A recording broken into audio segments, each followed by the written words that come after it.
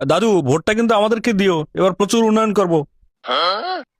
ব্যাংকওয়ালারা নাকি তোর কাছে 1700 কোটি টাকা পায়, তুই আমার কি উন্নয়ন করবি রে? তুই আগে নিজের উন্নয়ন কর। বুড়োগুলো হঠাৎ এত সচেতন হয়ে গেলে কি হবে? বস আর যাই বলেন, বুড়ো বললেন না, এদের গায়ে কিন্তু সেটা ভাঙা চোর। আরে দাদু টাকা দিয়ে দেবো তো, টাকাও দেবো, উন্নয়নও করবো। তুই এমপি হলে সর্বসাকুল্যে বেতন পাবি 1.5 লাখের মতো। 5 বছরে সর্বোচ্চ কত হবে? 90 লাখ, 1 কোটি, আরো 1699 কোটি টাকা ঋণ থাকে তোর। তোরে ভোট দিলে তুই উন্নয়ন তো দূরে থাক, তুই ওর ব্যাংক সহ খাই ফেলবি।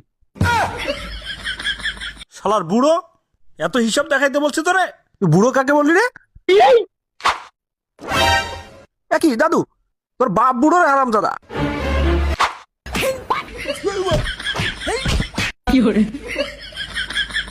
ঋণগ্রস্ত ভিখারি কোথাকার, তুই আসছিস আমার উন্নয়ন করতে?